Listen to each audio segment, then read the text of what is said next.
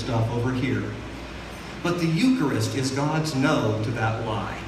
It is this recognition that that place where we encounter Jesus Christ most fully and most intimately and most mysteriously is through this wonderful tangle of matter and spirit, body and soul. And marriage answers as a gift. It meets the deepest needs of flesh, spiritually embodied beings.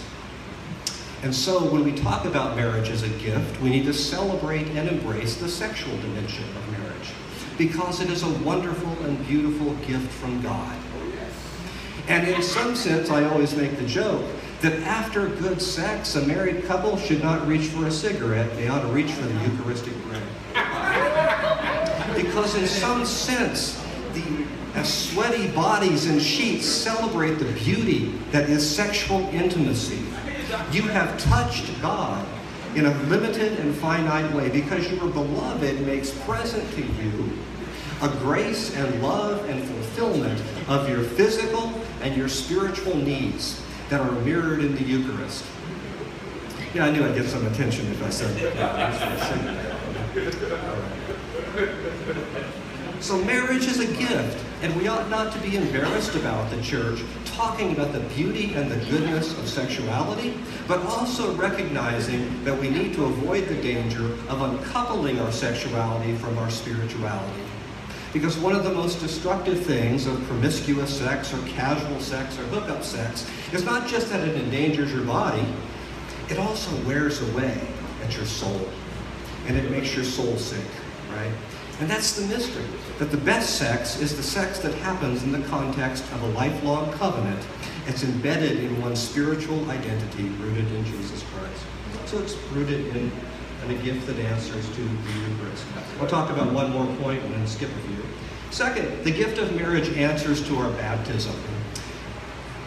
Baptism. We Christians have a bad habit of thinking about baptism as something that happened to me in the past. In my tradition, we baptize infants. In your tradition, adults? Adult baptism? Or both? We tend to think that baptism is something that happened at the beginning of my Christian life. I may or may not remember it, and now I'm going on with the Christian life. But when you listen to the Christian scriptures, and especially Paul talks about baptism not as a one-time event that happened in the past. Paul talks about baptism as what we do every day. That in the waters of baptism, we die and rise with Christ. So baptism isn't just what happened way back then. Baptism is what I am called to every day. That a part of me is called to die. That sinful, broken self that wants to control my beloved. That sinful, broken self needs to die and rise again every day. The Christian ethicist, my professor, now dead, Lewis Smedes, always started off this piece of his presentation with this line. He said, "I've been married for 35 years, and during that time, my wife has been with 5 different men, and they're all me." Right? Baptism points to the fact that the Christian life calls us to a dynamic, changing identity. And our understanding of marriage, we need to understand that. My wife married me nearly 20 years ago. If I were the same fool I was then, she'd really be in a bad place. Thankfully, we are both more mature and better people. And our understanding of marriage has had to be flexible enough and fluid enough to allow one another to grow and change. At times, that can be hard. At other times, it can be delightful and wonderful as your beloved discovers a new dimension of identity. And if we are a baptized people who are dying and rising every day, change is the new normal, right? And so our marriage needs to embrace that fact, to have the kind of love and flexibility, to grant to the other the space to become a more full and complete human being. If it doesn't, it will wither on the vine. But marriage is more than a gift, and I'll finish this one, and we'll have over a half hour, I think, this way. Marriage is more than a gift. It's also a task. Task. Anybody who's been married knows that it's hard work. As much as it's a gift of sweaty sheets and Eucharistic bread and cigarettes and nights out and rings and romantic trips, as much as it's all those things, it's hard work. It's raising kids.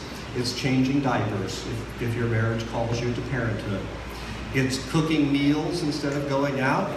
It's sometimes when you're too tired for a romp in the sheets.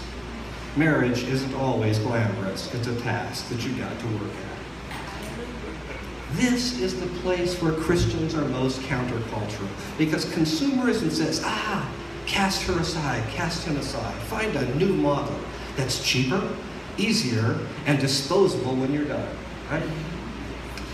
And here, for Christians, we need to spend a good bit of time, because I like to say that good marriages are not found, they're formed. They're formed over a lifetime when disciples commit themselves to developing habits of forgiveness, habits of generosity, habits of getting out of my own head and actually listening to my beloved tell me what's going on in her life, right? Where I learn to be generous and hospitable and to take risks exploring something that might be very important to her, but for me just seems pedestrian. And she, for me, it's hard work. It takes habits formed through the church, and it needs the support of the church if we're to be successful. We have an especially hard time, I think, as people in our culture, understanding this task of marriage, not only because of consumerism, as I've said, but because that consumerism has given us a particularly defective understanding of what happens in marriage, and more particularly what happens in weddings. I'm going to spare you my whole attack on what I call the commercial wedding industry that wants to turn your wedding into a $30,000 event, okay?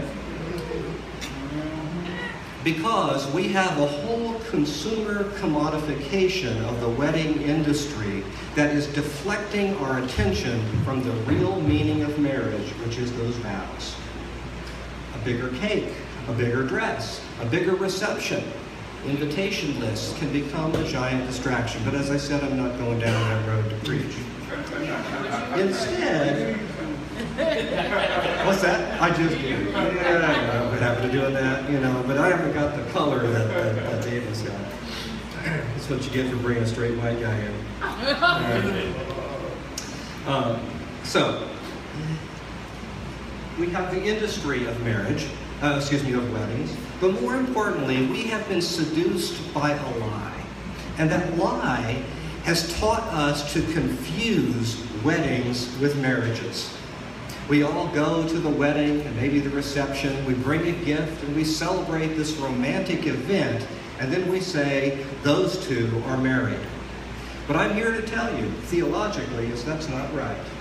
That theologically, a wedding is merely the announcement of the couple's intention to begin a marriage. Whether a marriage happens will depend upon the next decades, right? You can have a wedding and theologically not be married. You may be married in the eyes of the state, but unless you as a couple commit yourself to the task of living a covenant grounded in love, modeled on the life of God, you have not lived out the meaning of your wedding. Now, so we can have weddings, and there'll be a lot of people who make a lot of money on it. But I think theologically we as Christians need to pay much more attention to the wedding is merely the beginning of an announcement, of a declaration by a couple. Now there's something very important about it. I've kind of dumped on weddings a little bit, the whole wedding industry, but let me say something very important theologically about weddings in the Christian tradition, and it's this. Weddings are public for a reason. Weddings are public for a reason. Because theologically, what Christians have said is that when two people stand to say their vows to one another and form a union, what we are saying in that moment is that this couple, their marriage, is not their own. It belongs at some level to the community. And I ask, as we as a couple ask from you in this moment, church, support us, help us, hold us accountable, create structures of accountability and assistance to enable us to succeed. When you stand up and declare your vows publicly, you are anchoring your marriage in the community of faith. And you are asking for their assistance, you are asking for their accountability, and you are asking for their affirmation. Do not underestimate that. In this country right now, we have a decline in marriage. We are in a very, queer position. And you know what it is? It's this. Over the past 30 years, opposite-sex couples are no longer interested in marriage. Marriage rates are declining at a precipitous rate among opposite-sex couples. So marriage seems to be on the decline. But over here, we have same-sex couples longing, fighting, struggling to retrieve this ancient estate called marriage. So who's liberal and who's conservative? I make the argument that I support same-sex marriage because I'm conservative when it comes to marriage. I believe that this covenantal relationship is that place designed by God for people to fulfill their physical, emotional, spiritual, and social needs, right? And so, given the declining rates of marriage, we need to be attentive as a church to developing and cultivating public marriages, public weddings to mark marriages, because it locates our personal relationship with our beloved in the broader economy of God's inbreaking kingdom in the world. Through this marriage, my wife helps me become a better human being, more generous, more hospitable, more receptive, more capable of loving others than I am without her. And hopefully I do the same for her. And the church is there, right? Friends ask, how's Kendra's mom doing? How are you guys doing as your mom suffers with cancer? They treat us as a couple, and it's validating. And for so long, same-sex couples have had this kind of subterranean existence in which they could not declare publicly their vows and commitments to one another. And when that happens, it erodes the structures of accountability and it erodes the structures of support that make you feel held and loved by God and by your neighbor. So weddings are very important. We ought to strip them of their commercialization, I think, but we ought to celebrate them because they anchor the life of the couple in the purposes of God. And lastly, I'll finish with this, and then we'll have some question and answer and open discussion time. Marriage is a countercultural act. I've already said why. The rates of marriage in our country are declining among opposite-sex couples. The only people who seem really interested in marriage are same-sex couples, which is kind of an interesting two ships passing in the night. But what I want to suggest to you, the real challenge surrounding marriage and sexuality that we're facing is not that two people who happen to be of the same sex love one another. The great challenge facing us is the commercialization and the commodification of sexuality and relationships. At the macro level in our society, we are seeing an increase in prostitution, an increase in pornography, an increase in sex trafficking, an increase in all kinds of deeply destructive forms of sexuality and relationship that confuse love and violence. That's the most obvious form. The number of folks addicted to internet pornography, men primarily, who seek through pornographic entertainment false forms of love, or what they think is love, is astounding. Our children are bombarded with it. And the real challenge that Christians face is not whether we're going to open our definition of marriage to include two people of the same sex, but whether we're going to become more critical and more aware, help our children become more aware of this infectious commercialization of sexuality which tears it out of the context of covenant and makes it into a form of genital entertainment. So it's countercultural. But most importantly, as I said, the culture of consumerism says what's best is what's cheap, easy, convenient, and disposable. And we have a better message than that. The gospel of Jesus Christ calls us to an understanding of marriage as a lifelong covenant that says, no, cheap ain't always best. Disposable isn't always best. Good sex is not necessarily something novel and new every time. It is attending over time to the body of your beloved. Right? And you want some biblical evidence, you go read the Song of Songs. And if your heart rate is not up by the last chapter of the Song of Songs, as that young couple explores the intimacy of physical love, there is something wrong with you. Right? That book is so dangerous that the church convinced itself for a very long time that it really wasn't about a couple enjoying one another sexually in the context of covenant. They said it was a metaphor for Christ and the church. It was too steamy. Modern biblical scholars say no. It is a celebration of the goodness of sexual intimacy. And you listen to how the authors of that book talk about it. It is this caring, extended exploration of the body of your beloved. In a culture that says fast, quick, and cheap and easy is good, the biblical vision of sexual fulfillment in the context of marriage is one in which we learn to attend. We attend to the emotion, to the body, to the particularities. And it gets real graphic, folks. More graphic than I'm going to get tonight, right? Good sex happens in the context of commitment. It is a sex grounded in deep emotional and spiritual purposes that honor the Eucharist, that says God meets us in bread and wine and bodies in our mouth. And what we do in marriage and what we do with our bodies in marriage is in some sense a dim reflection and repetition of that most mysterious union. I had a lot more to say, but I'm not going to labor you because I want to leave us some time. You've been patient and listened to it for over an hour and a half this evening. I was not intending to give you an exhaustive theology of marriage, but perhaps just to list out a few important insights. I hope it sparks some conversation. So I'm going to open it up for some questions, some insights, some things you want to add, protest, challenge, and to begin a conversation. Anybody have a question about anything I said, or a follow-up point, or something you'd like? Yes, please, Pastor. Elaborate again a little more on what you meant when you was talking about how we can have a wedding and still not be biologically married. Yeah. Can you expound on that a little bit more? I'll expound on it from my own experience. My wife and I, when we got married nearly 20 years ago, were both poor, struggling graduate students who really had to struggle financially in the early years of our marriage. And our families knew that, and they were willing to help.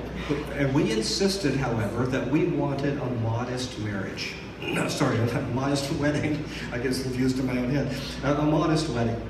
That we were going to invite a certain number of people, that we were not going to have a giant reception. It was going to be a modest reception, and that we really wanted this to focus on the marriage. And we also said to ourselves that our marriage is going to be different from a lot of marriages, in the sense that my wife chose not to have my last name, that she retained her name. And that was very important to both of us because we said her identity is not being absorbed into mine. One of the ways of honoring her otherness is by her choosing to retain her last name.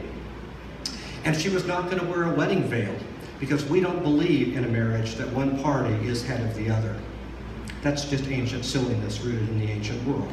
That a baptized people are a people who live with mutual delight in one another. There is no head of household in our house. And we did not want a wedding veil. Well, as soon as we announced our wedding, here come the troops. You need a big wedding, and we want to have a giant dinner, and we're already making the veil for your bride's head. All of this pressure about the event of the wedding that was aimed, I think, at making a lot of people a lot of money, but also as a kind of distraction from the spiritual significance of the union we were about to enter, right? And I think it's very, very important in the church that we understand that marriage is a gift, yes, celebrated publicly, but that it's work. The real work begins after the wedding. Actually, it had better have begun before the wedding, right? Because if you're not already on the way to honest communication, if you're not already on the way to honoring the gifts and the graces, the delights and the vision of your beloved, something's not right, and you're not ready for that wedding. So, so as I said, marriages don't happen. They're formed through intentional, willful cultivation of virtue by both parties. You have to work at it every day. But in a consumerist culture, we want quick, easy, convenient. They're married at this wedding, and they live happily ever after. Well, only if they work at it, right? And that's the mission of the church, to help empower both educationally with young couples who are coming and seeking counseling, but also in the day in and day out life of fellowship that we have with one another, checking in, saying, hey, how are you guys doing? I heard your mom has cancer. How are you guys holding up? Just check those little courtesies that we do to check in on one another and say, hey, I'm thinking of you. It's holding that couple, right, as part of our community, and it's affirming to them to know in each moment, right? And so cultivating those kind of little courtesies and dispositions that honor the couplehood of the couple, I think are very important in helping kind of coach people along that task of being formed into a healthy marriage. Yes, go ahead, please.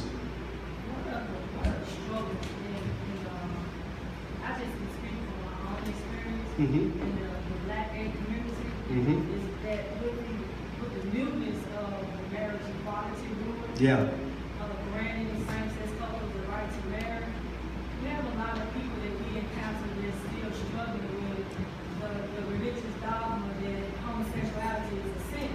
Yeah. And you have the church still using these tenets as ways to justify the reason that same-sex couples should be entitled to marry.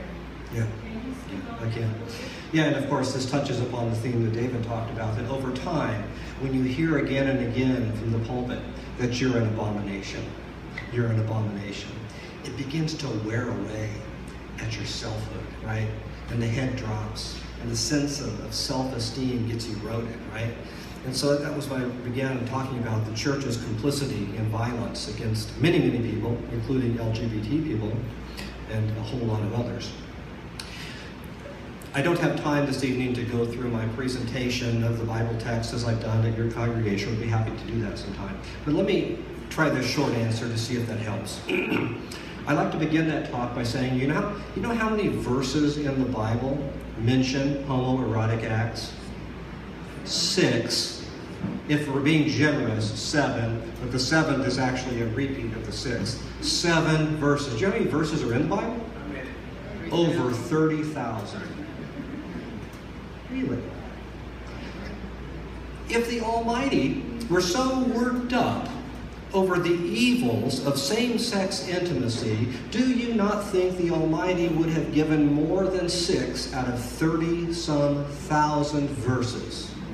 Right? I do.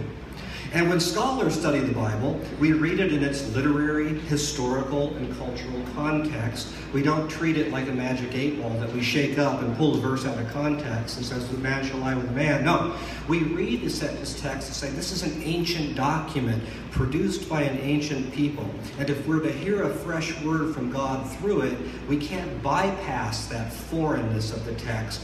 We've got to understand the assumptions of this ancient world. And when we understand those assumptions, we'll listen and hear a fresh word from God. In a nutshell, what I would say is this. In nearly all 6 of those passages where homoerotic acts are rejected by Scripture, the focus is not so much upon what you and I envision between a same-sex couple. That is, acts of physical intimacy rooted in a life-uniting covenant of equals who have joined themselves before God. In nearly every case, the homoerotic acts are references to rape, or references to sex trafficking, or forms of violent forms of exploitative sexuality, because in the ancient world there was no social institution called a same-sex marriage. The only kind of homoerotic act that the Bible knows about is a kind engaged in by people that we would call heterosexual, but who are bored or who want to violate and distort another human being by using them in an abusive way. We're talking here about Christians who love God, who join themselves together, and whose physical, spiritual, and emotional intimacy is enlisted in their discipleship, in which their intimacy is not a form of violence, it's not a form of sex trafficking, it's not a form of rape, right? And so the Bible does not speak directly to what we're talking about. When it condemns homoerotic acts, it is condemning forms of rape, pederasty, or sex trafficking. And so I think we need to move away from the Bible as a rule book, right? A Bible as a book of 32,087 verses or rules. And we need to step back and say, we need to listen to the Bible, listen to the full counsel of Scripture, listen to recurrent themes about what it means to be a full and complete human being. That, I think, will get us a lot farther as a Christian community. Because if we want to play the verse hunting game, I can tell you what, every one of you in here tonight who is wearing a garment made of two different fabrics are going to hell. Because there's a verse in Leviticus that says, a person shall not wear garments woven from two different fabrics. If you have in the lawn of your home two different seeds of grass, you're going to hell. Because the Bible forbids the planting of a field with two different kinds of seeds. Right? We could go through and find all the rules and nobody would make it into the reign of God. So if the gospel is good news, what kind of good news is that? Right? Not much, not much. So if we read the Bible is a book that liberates us, that through its story invites us in to God's story. And if we listen with some education, with some sophistication, we'll find biblical principles like covenant, like nonviolence, like mutuality, like those two sweaty couple, that young sweaty couple in the Song of Songs, right? It's a delightful celebration of sexuality as part of their faith, right? We don't want to do that. It's easier to have rules, right? Rules. Well, selective rules, right, that I pick and choose from because they maintain a power structure that privileges me, right? So take me about an hour and a half, 2 hours to go through all this biblical text, which I'm happy to do on another occasion, but the short answer will have to be that, I think. Yeah. Other comments, questions, things you want to ask, protest against? Talk about the marriage as a covenant. Yeah. Compare that to traditional marriages in the Bible. Well, let's talk about it. We hear a lot these days from certain purported preachers of the gospel about a biblical understanding of marriage. And my response is, which biblical model of marriage would you like me to engage in? The one of the patriarchs, which was not one man and one woman, but was one man and many women? Which model of marriage? Would you like the one from the Deuteronomic Code that says if a man rapes a woman, he's entitled to marry her? Is that the marriage biblical model you want? Do you want the biblical model of marriage offered by Paul, who thought that the world was coming to an end and said nobody should marry, don't marry unless you absolutely can't control your sexual desire, and then just marry to kind of rein it in? That's pretty cheap. Which biblical model of marriage would you want? Right? And so first off, I would say that there's a whole, that it is a dishonest reading of the Bible. It is a dishonest reading of the Bible not to recognize that marriage back then was just strange. And it doesn't work. In fact, I would argue that if you listen for themes in Scripture, they push us in the direction of covenant and monogamy and lifelong partnership with one person, right? Women are listed as property in the Old Testament, right? Is that good news for women or for men? I think not. So part of it is a more honest reading of the Bible and a more adult reading of the Bible, where we say, you know what, the Bible is a difficult book. And if we're going to understand it, and the Bible has been used across history, as you pointed out, to justify and legitimate slavery, to forbid couples of different racial heritages from marrying, down into the 40s, 50s, and 60s in this country, miscegenation laws. The Bible has been used as a text of terror, as Phyllis Tribble calls it, a text of terror to terrorize and violate marginalized people. It's been used against women. It's been used against people of color. It has been used against people with different sexual orientation. It has been used against Jews. It has been used again and again and again as a weapon. And we as a church have to repent of that and call forth a more educated, thoughtful, and self-critical approach to the Bible, where we ask, I don't just throw this book open and find a verse and treat it like a magic number that popped up in my 8-ball. You've got to ask, what is this book doing? Who is the author of this book? What is the context in which it's written? What is this particular verse addressing pastorally in the church when Paul is struggling, right, over marriage? We have to also recognize that the assumptions of the ancient world about marriage are very different from our own. The ancient world did not have, for example, an understanding of sexual orientation, right? This is a modern recognition that we are constituted. I don't choose my sexual attraction. That's pretty clear. I can never say a time in my life when I chose to be attracted to women. I just grew up and found myself that way. I didn't choose it. And so, while there might be lots of forces in play, genetic and social, that shape that creates a dispositional form of attraction to people of the opposite sex for me, the Bible has no scientific conception of that. The Bible assumes something. The Bible assumes that men want sex with women and women want sex with men. And the only place that homoerotic acts would come into play is by straight people who are bored. Romans 1, that's what it's about. Romans 1, it's about those people who have become bored in their heterosexual relationships, and they go to the temple and they're seeking what's called a soft one, an arsenokoitai, right? A soft one, a male prostitute, right? And it's on the down low. This is what this is. This is what this is. It's a straight guy who was on the down low, and he goes to a John, right, who manages these slave boys who were captured and castrated so they wouldn't develop male musculature and hair, and they use them for prostitution, right? And so when you begin to understand the ancient world and you listen to the Bible, you can't just take a verse, pull it out of context, and drop it into the life of faith in modern times, right? So part of it is, thankfully, you come, and when I work at Cathedral of Praise, I'm so thankful for a congregation that's committed itself to an educated ministry. Because there's a whole lot of ill-educated religion out there that traffics under the name of the Bible, but in fact is trafficking in violence. Emotional, spiritual, and sexual violence to other people.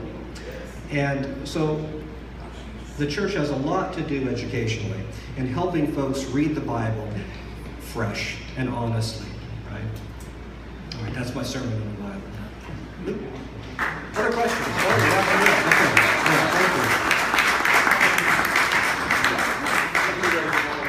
yeah, one more question. Yes, please. For those that are in relationships or seeking marriages or covenants, I know you talked about loving someone, I guess, as it relates to their otherness. Yeah. And as it relates to their otherness, you also talked about baptism, which causes us to change our identity first. Yeah. So as it relates to trying to embrace the otherness of our partner, how does that work together as it relates to that baptism of changing our identity. Yeah. Being that one individual may, let's say for instance, tapped into their spirituality now, whereas the other one has not. Yeah. And maybe they're bumping heads because one is finding God per se. Yeah. Yeah. Galatians 3:28, the great baptismal formula of the church. That this was a verse. Galatians 3:28, scholars place great importance on, because Galatians 3:28, scholars regard as a quotation of the profession that newly baptized Christians made when they came out of the water. So imagine you're in church. You've just gone down in the waters of baptism and come up again. The first thing you say now is, in Jesus Christ there is neither Jew nor Greek, slave nor free, male and female. This is what got the church in trouble. We just wiped out ethnic and racial differences, class differences, gender differences. And so that baptismal formula says that all those things which defined you have been loosened up. And there is only one thing now that defines you, and that is Jesus Christ. In the Church of Jesus Christ, water is thicker than blood, right? And what that means then is that our marriages become a place where there is a gracious opening by God for two partners to live out an authentic identity together. That necessarily entails risk. It will. Your beloved will change whether you like it or not. They will. That's the way God made us. And it's not whether they're going to change, but as David pointed out, it's how you're going to respond to it. It's not always easy, you know. Sometimes a couple marries and they think the woman's going to be stay at home, and she decides that, well, no, she'd like a career. And they have to navigate that, right?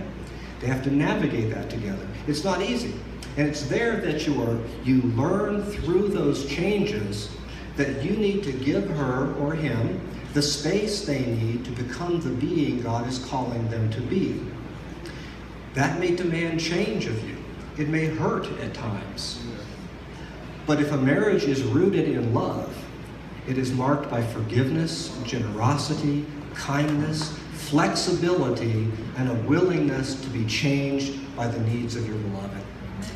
That's hard, but it's necessary for marriages. It just is, I think. And so, you know, baptism means that identities become fluid and mobile and changing. We're on the way to a new self. We're going to make wrong turns. We're going to make some right turns. And we've got to be there in that safe place of marriage to support the other as they do that. Not lock them back into that newlywed she was 20 years ago. Right? That help? Okay. 2 minutes, and then you can be released from this event. David. Any other questions?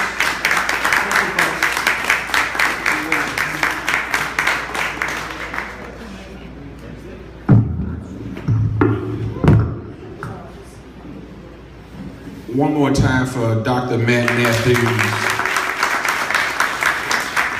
Remember, the truth changes within you. So now you know the truth. You have to go change the world. We want to thank everyone who helped us out. Eddie with the spoken word, Miss Shauna Campbell-Clemens, Nikita Ross, C&D Personal Protection Services, little Timothy in the back, Popeyes, Michael Moore, Mr. Pizza Cafe, Scott with the wine, Starbucks, State Farm, Madison National Insurance Companies. We want to invite you out to our church on this Sunday. We're celebrating 3 years this Sunday. I'm going to invite my Smackavelli up real quick. You got 30 seconds. Come on up here, Smackavelli. You! Thank you. He'll know that kind of language. Let me invite up Pastor Daniel Gooch. 20 seconds. You know, he got a disease called Lone Wind. Hold on. Y'all really laughing. Actually, we're celebrating 3 years, August next month. this Sunday, Michelle Prather will be our special guest. She's a gospel recording artist here in the city. She sung with Kevin Davidson and the Voices, and she currently sings now with Kurt Carr and Kurt Carr Singers. So please come out and support us. We have some more activities. Our actual official day is the second Sunday in August, and Dr. Sean McMillan would be our guest preacher for that evening service, for that afternoon worship service. Dr. Sean McMillan was the executive pastor or assistant pastor under Bishop Noel Jones under City of Refuge. So please come out and support us. Also, August the 22nd is our all-white affair on the Mississippi Boat. Tickets are $45. If you would like to go, please start making your payments today. If you would like to pay online, www.cathedralmemphis.org. Please add some extra dollars, like by 5, to cover the PayPal fees. We may have some more activities throughout that particular month as well. Man. Thank you. Pastor Gooch. I'm going to let the visionary close this out. It's good to have I said this before, a strong woman by your side. Hello, somebody. In the words of my favorite poet of all time, this is a man's world, but it wouldn't be nothing without a woman or a girl. Hello, somebody. I'm going to give it up to my mother, the G to the Q, Miss Gwen Clemens.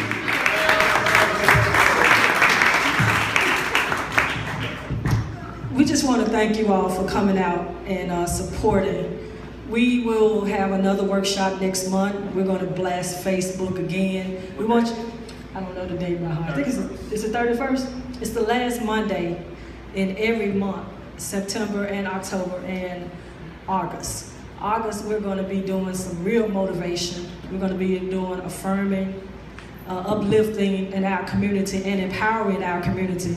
One thing that I know, I've been in this community all my life, and never before have there been an organization that's been as visible in the LGBTQ community.